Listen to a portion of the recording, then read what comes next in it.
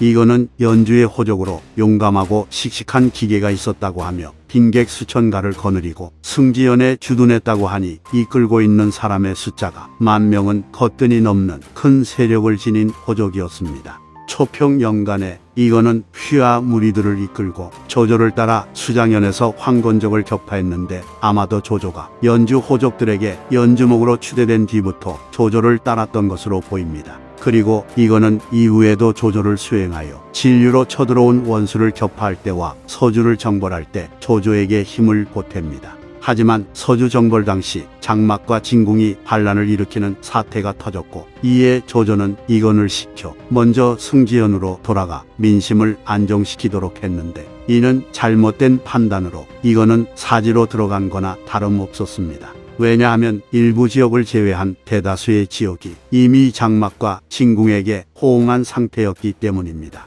그래서 이건이 승지연에 도착하자 여포의 측근인 설랑과 이봉이 이를 알게 되었고 그들은 이건을 불러서 반란에 동참하라는 제안을 했으나 이건이 계속해서 거절했기에 결국 이건을 죽여버렸으니 이건은 조조에 대한 충의를 지키다가 목숨을 잃은 것입니다. 조조는 이건이 죽었다는 소식을 듣고는 이건의 아들인 이정으로 하여금 이건의 후사를 이어 그의 병사들을 통솔하게 했습니다. 그리고 조조는 이정에게 명을 내려 여러 장수들과 함께 설랑과 이봉을 격파해 부친의 복수를 하도록 했습니다. 그리하여 이정은 군대를 이끌고 진격하여 설랑과 이봉을 격파했고 조조를 따라 연주의 여러 현을 평정했다고 하니 그는 여포군과의 전투에서 큰 활약을 했던 것입니다. 그래서 이정은 그 공을 인정받아 계속해서 승진하여 관직이 청주자사에 이르렀습니다.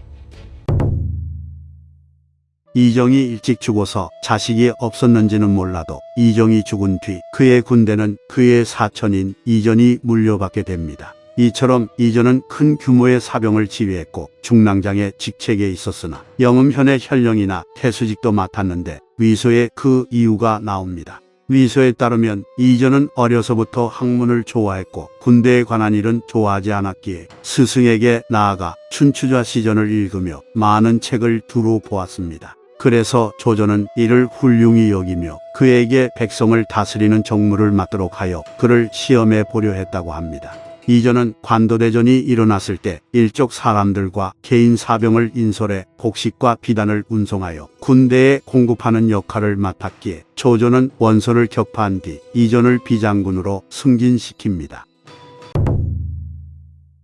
조조가 여양에서 원상과 원담을 공격할 때 이전은 정욱 등과 함께 군량을 배로 실어 나르는 역할을 맡았습니다. 그런데 원상이 위군 태수 고본을 파견해 황하 상류에 주둔하여 물길을 끌었기에 조조는 조서를 보내 만약 배가 지나갈 수 없다면 내려와서 육로로 실어 나르도록 하시오 라고 지시했습니다. 하지만 이전은 여러 장수들과 의논을 하며 고본의 군대는 무장이 빈약함에도 물에 의지하여 태만한 마음을 가지고 있으니 공격하면 반드시 이길 것이요. 군대는 내부의 통제를 기다려 움직이지 않아도 되니 진실로 국가의 이득이 된다면 독자적으로 움직이는 것이 가능하므로 마땅히 빨리 공격해야 하오 라고 주장했고 정욱도 이전의 말이 옳다고 하였습니다. 그래서 이전은 군대를 이끌고 북쪽으로 강을 건너가 고본을 공격해 격파했기에 수로가 통하게 되었습니다.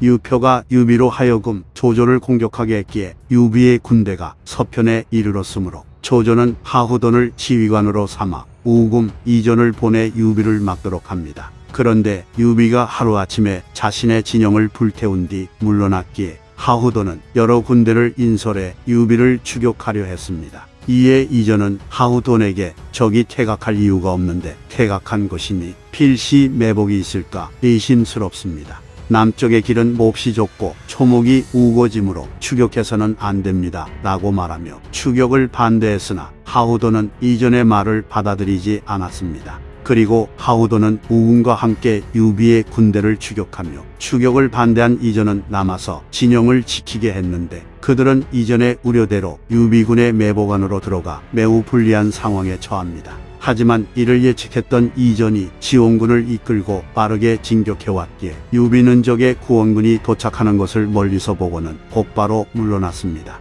이처럼 이전에 활약이 없었더라면 하후돈과 우금의 군대는 유비의 매복에 당해 큰 피해를 입었을 것입니다. 이후에도 이전은 업을 포위에 함락시키는 전투에 종군했고, 병주에서 반란을 일으킨 고관을 공격하는 전투와 청주의 해적인 관승을 정벌하는 전투에도 참여하여 공을 세웠기에 포로 장군으로 승진하고 도종우에 봉해집니다.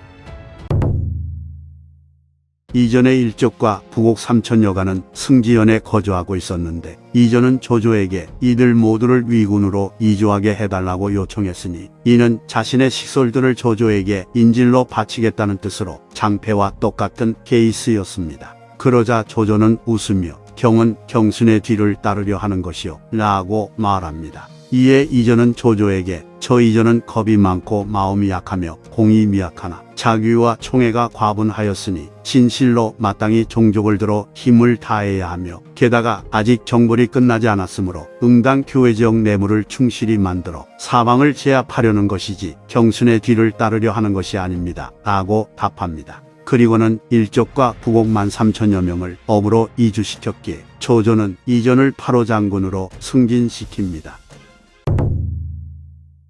조조는 송건을 정벌한 뒤 돌아가며 장려, 악진, 이전 등에게 7,000명의 병사를 주어 합비를 지키도록 합니다. 그리고 호군 설제에게 교서를 내렸는데 봉투 옆에는 적이 도착하면 열어보라는 말이 적혀 있었습니다. 건한 20년 8월 송건이 10만 군사를 이끌고 와서 합비를 포위했기에 조조가 준 교서를 열어보니 만약 송건이 도착한다면 장려와 이전 장군은 출전하고 악진 장군은 수비를 하고 호군은 싸우지 말라 라고 적혀 있었습니다. 그래서 장려는 조조의 명에 따라 출전하려고 했는데 평소에 장려, 이전, 악진은 사이가 나빴으므로 장려는 그들이 자신을 따르지 않을 것을 걱정했습니다. 그러자 이 사실을 알게 된 이전은 몹시 분해하며 장려에게 이는 국가의 큰일이니 군의 계책이 어떠한지를 고려할 뿐 어찌하여 내가 사사로운 불만 때문에 공평하고 의로운 보위를 잃겠소 라고 자신의 의견을 밝혔습니다.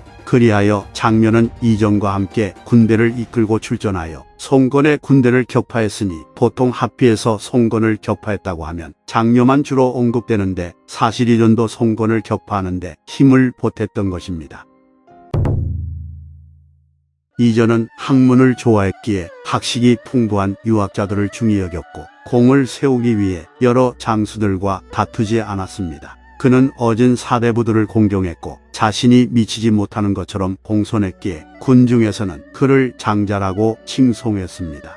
이전은 이른 나이인 36살의 나이에 눈을 감았습니다. 황초 6년 조비는 합비에서의 공을 추념하며 합비의 전투에서 장려와 이전은 보병 800명으로 적의 10만 무리를 격파했으니 예로부터 군대를 부림해 아직까지 이런 적은 없었다. 적들로 하여금 오늘에 이르기까지 겁에 질려 기운이 빠지게 하였으므로 가히 국가의 용맹한 장수라 할 만하다. 장려와 이전의 시급 100호를 각각 나누어 아들 한 명에게 관내 후에 자기를 하사한다 라고 말했고 이전의 시호를 민우라고 하였습니다. 이후 조방시대에 조조의 묘정에서 위나라 공신들의 제사를 지냈는데 이전도 여기에 포함되었습니다. 이상 삼국지 인물 열전 이씨 가문 사람들 편 마치겠습니다. 재미있게 보셨다면 좋아요와 구독, 알림 설정 부탁드립니다. 감사합니다.